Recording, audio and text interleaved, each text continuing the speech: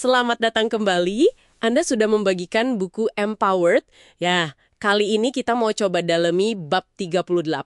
Ya, soal membagikan visi produk. Tentunya kita juga akan singgung bab lain buat dapat gambaran utuhnya. Misi kita kali ini, gimana caranya kita pahami terus bagikan visi produk biar tim itu benar-benar terinspirasi. Gitu. Persis. Visi produk ini seringkali, dianggap sepele gitu. Padahal buku ini bilang ini salah satu alat kepemimpinan paling kuat loh buat bikin produk yang hebat tentunya. Yuk kita bedah bareng kenapa ini penting dan gimana cara benernya menurut buku ini. Oke, sip. Kita mulai dari yang paling dasar dulu kali ya. Kenapa sih visi produk ini penting banget? Krusial gitu. Buku ini kan menyebutin beberapa alasan kuat ya. Tapi yang paling nempel di saya itu gimana visi jadi kayak bintang utara gitu. Jaga fokus ke pelanggan. Nah, itu dia. Itu krusial banget. Visi yang fokus ke pelanggan itu ngasih konteks strategis kan? Tanpa arah yang jelas, tim apalagi empower teams ya, yang di buku ini ditekankan dikasih masalah buat dipecahkan, bukan cuma fitur buat dibikin, itu bisa gampang banget kesasar. Entah kejebak detail teknis atau permintaan jangka pendek melulu. Nah, visi inilah yang nyambungin kerjaan sehari-hari mereka ke tujuan besar perusahaan, ke dampaknya buat pengguna. Saya juga nangkap poin lain yang, menarik nih dari buku ini. Ternyata visi yang kuat itu alat rekrutmen yang efektif juga ya. Oh iya. Kandidat-kandidat hebat itu seringnya tertarik sama misi yang, bermakna gitu. Bukan cuma deskripsi kerjaan standar. Ini kayaknya ngubah cara pandang kita soal jualan visi ya, bahkan keluar tim. Bener banget. Visi yang meyakinkan itu nggak cuma narik talenta bagus, tapi juga bantu nyamain frekuensi semua pemangku kepentingan.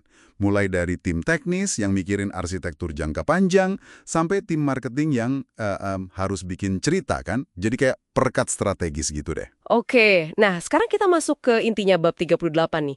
Gimana caranya bagiin visi ini biar nggak cuma jadi, presentasi PowerPoint yang abis itu dilupain. Buku ini kan ngasih beberapa saran konkret yang cukup menarik ya. Iya, betul. Dan penekanannya itu kuat banget di menghidupkan visi itu. Jadi bukan cuma kata-kata di slide aja. Salah satu teknik utamanya itu namanya vision type. Coba bayangin ini kayak prototype, tapi bukan prototype fitur. Oh, bukan prototipe fitur. Terus? Ini lebih ke prototype masa depan. Jadi gambaran dunia kayak apa sih yang mau kita ciptain? Mungkin 3-10 tahun ke depan pas visi kita terwujud. Wah, jadi ini jauh lebih dalam ya dari sekedar mock-up antar muka gitu. Lebih ke pengalaman, ke emosi gitu. Tepat sekali. Vision type itu bisa bentuknya demo interaktif, atau mungkin video pendek yang benar-benar menggugah emosi gitu. Menunjukkan gimana kehidupan pengguna jadi lebih baik, fokusnya lebih ke kenapanya, gimana rasanya, bukan cuma apa fiturnya. Terus ada teknik lain juga, storyboarding. Mirip kayak bikin film gitu, proses praproduksinya. Fokusnya ke alur cerita, emosi pengguna. Wah, berarti peran desainer produk jadi penting banget ya di sini buat nerjemahin visi yang mungkin agak abstrak jadi sesuatu yang bisa dirasain tim gitu. Sentral banget, mereka bantu ngerancang dan ngomunikasiin pengalaman masa depan itu. Dan jangan lupakan juga antusiasme dari si pemimpin produknya sendiri. Itu penting banget. Ngebawain visi dengan semangat, kayak yang dibahas di bab soal evangelism itu loh. Itu nular banget. Penting buat meyakinkan tim. Oke, ini semua kayaknya nyambung ke dampak utamanya ya, pemberdayaan tim. Gimana visi yang dibagiin dengan baik ini nyambung langsung ke konsep tim yang diberdayakan?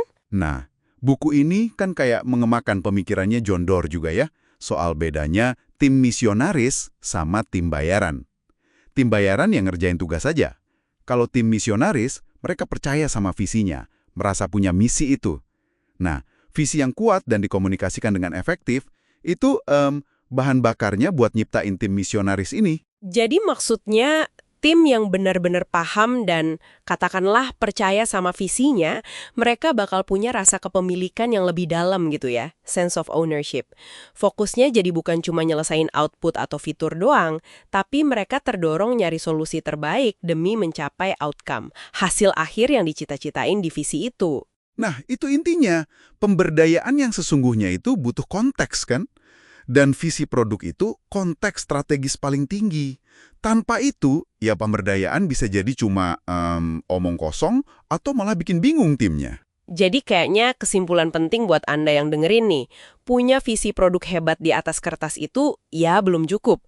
Kemampuan buat bikin visi itu hidup, menginspirasi, jadi panduan nyata, itu inti dari kepemimpinan produk yang benar-benar berdampak, bukan sekedar manajemen produk biasa.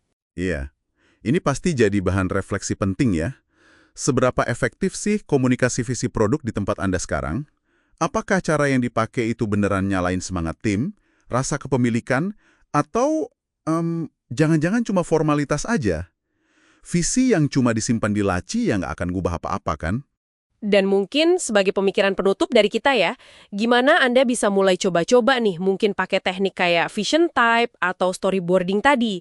Nggak harus langsung skala besar, mungkin kecil-kecilan dulu, biar visi produk Anda terasa lebih nyata, lebih menggugah buat tim, dan juga pemangku kepentingan lainnya. Sesuatu buat Anda eksplorasi lebih lanjut deh.